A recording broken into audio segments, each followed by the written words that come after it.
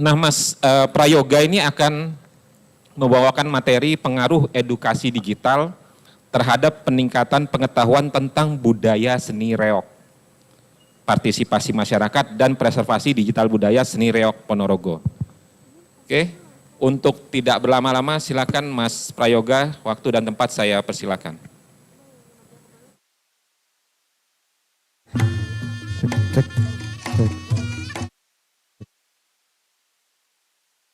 Terima kasih Pak Endro. Ini saya sedang cosplay Pak Rianto ya. Kemarin katanya beliau kalau pakai hitam-hitam itu berwibawa. Nah ini semoga teori beliau itu terbukti. Perkenalkan, Assalamualaikum warahmatullahi wabarakatuh. Selamat pagi dan salam sejahtera bagi kita semua. Sebelumnya perkenalan, nama saya itu sebenarnya bukan Prayoga tapi Prayogo. Kalau dalam bahasa Jawa kan kalau belakangnya A itu kan bacanya O, jadi sebenarnya Prayogo. Saya dari Perpustakaan Universitas Brawijaya ingin mempresentasikan paper kami terkait reog Ponorogo.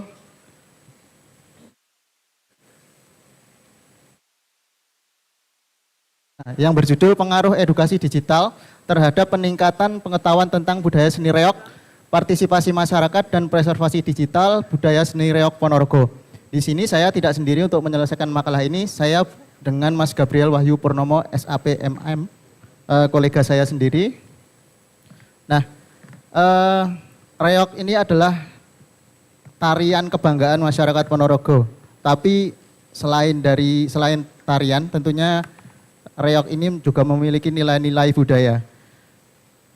Reog sendiri itu sebenarnya ada kepanjangannya Bapak Ibu. Kalau orang Ponorogo pasti sudah tahu. R itu resik. Resik itu artinya bersih. E itu artinya indah atau indah. O itu artinya omber atau makmur, sejahtera. Dan G itu girang gemirang yang artinya gembira. Jadi ini seharusnya menjadi identitas diri atau jati diri masyarakat Ponorogo. Nah, reog Ponorogo sendiri sekarang mengalami tantangan terkait pelestarian karena akibat perubahan sosial dan teknologi yang terjadi saat ini. Preservasi budaya penting untuk menjaga identitas dan nilai historisnya. Nah ini berapa tahun yang lalu tentunya Bapak Ibu ingat ya, reog Ponorogo ini sempat terjadi polemik karena diklaim oleh negara luar. Tahu dari negara mana? Ya, betul, dari Malaysia. Nah, tentunya preservasi digital ini untuk mengantisipasi hal tersebut dan tentunya agar tidak punah juga untuk budaya reog sendiri. Kemudian edukasi digital menawarkan peluang baru dalam pelestarian budaya melalui akses informasi dan pembelajaran interaktif Bapak Ibu. Konten digital terkait reog sendiri sebenarnya sudah banyak di YouTube ataupun di platform-platform yang lainnya. Tetapi kebanyakan memang cuman ini ya, kemudian ada tari reog, kemudian di shoot atau direkam, kemudian di-upload, sudah gitu, seperti itu aja. Cuman terkait yang panduan atau pakem dari reog sendiri itu saat ini belum ada. Jadi seharusnya itu yang banyak untuk dimunculkan.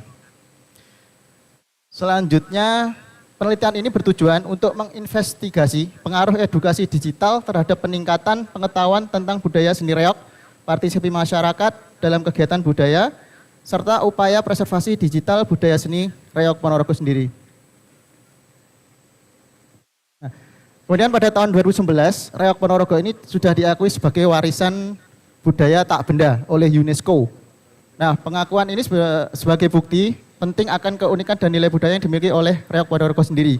Nah, ini adalah langkah konkret terkait untuk pelestarian Ponorogo sendiri, tapi dalam sisi administratif ya. Tapi untuk sisi praktisnya itu saya rasa belum begitu kelihatan. Nah, itu yang perlu dimunculkan untuk kedepannya. Nilai budaya tari reog Ponorogo. Jadi tari reog Ponorogo itu sendiri menginterpretasikan bahwa terkait keberanian dan kebanggaan, keseimbangan dan harmoni, spiritualitas, kebersamaan dan solidaritas, warisan budaya lokal, serta kearifan dan inovasi. Nah, berikut tinjauan literasi yang kita gunakan, mulai dari preservasi digital, partisipasi masyarakat, serta edukasi digital. Metode penelitian yang kita gunakan, kita menggunakan pendekatan kuantitatif deskriptif, Bapak Ibu, dengan menyebarkan kuesioner, baik secara online ataupun offline.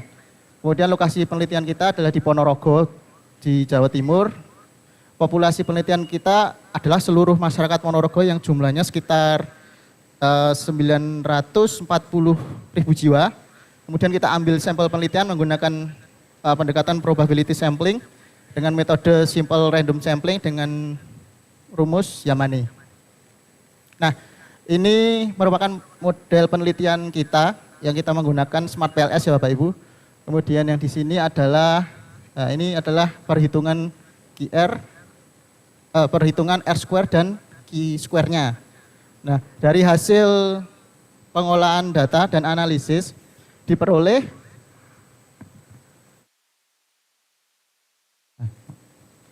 edukasi digital berpengaruh positif dan signifikan terhadap pengetahuan tentang budaya seni reog. Dengan adanya edukasi digital, individu dapat mengakses sumber daya digital seperti artikel, video, dan konten edukatif lainnya yang dapat memperkaya pemahaman mereka tentang budaya seni reog. Nah, seperti yang saya katakan di depan tadi, bahwa sebenarnya banyak konten-konten digital tentang reog itu sebenarnya banyak. Cuman yang membahas reog dari A sampai Z, mungkin dari sejarahnya, dari nilai budayanya, unsur-unsur reog itu sendiri, ada unsur tarinya itu apa aja, unsur musiknya apa saja, kemudian kostumnya sendiri seperti apa itu masih belum banyak atau nggak ada bahkan. Nah, itu yang perlu diperbanyak lagi untuk kedepannya. Kemudian edukasi digital berpengaruh positif dan signifikan terhadap partisipasi masyarakat. Artinya semakin tinggi tingkat edukasi digital, semakin tinggi juga tingkat partisipasi masyarakat. Dengan meningkatnya pemahaman dan akses terhadap teknologi digital, masyarakat dapat lebih aktif terlibat dalam kegiatan budaya seperti pertunjukan seni, festival, dan lain-lain. Nah, misalkan saya tahu di sini akan ada pertunjukan reog. Kemudian saya posting di di IG atau infokan di FB gitu. Kemudian ternyata dengan saya posting itu akhirnya banyak yang datang. Nah, itu termasuk partisipasi juga. Partisipasi tidak harus kita mengikuti tari reog, tidak harus kita menjadi tokohnya dalam reog itu. Tidak, menonton pun kita juga berpartisipasi. Kemudian edukasi digital berpengaruh positif dan signifikan terhadap preservasi digital budaya seni reog. Dengan kata lain, semakin tinggi tingkat edukasi digital, semakin tinggi juga tingkat preservasi digital budaya seni reog. Nah, jadi setelah tadi mengetahui, kemudian berpartisipasi, ujung-ujungnya adalah terkait preservasi.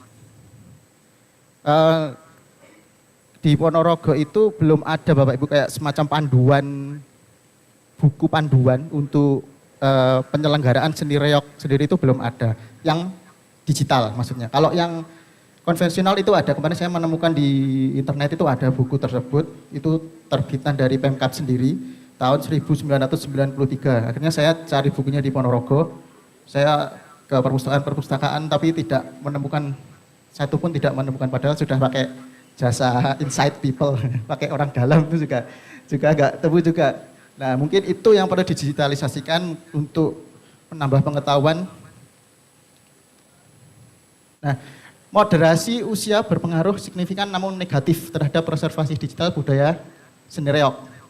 Jadi meskipun edukasi digital ini memberikan manfaat yang besar, tentunya harus memperhatikan terkait usia. Ini ada pengaruhnya dapat berkurang pada orang-orang yang usianya lebih tua, istilahnya seperti itu. Jadi kemungkinan adanya faktor penggunaan gadget sendiri kalau untuk orang tua kan memang lebih terbatas daripada yang masih muda. Mungkin matanya nyun sewu, gampang capek gitu, atau memang belum melek teknologi.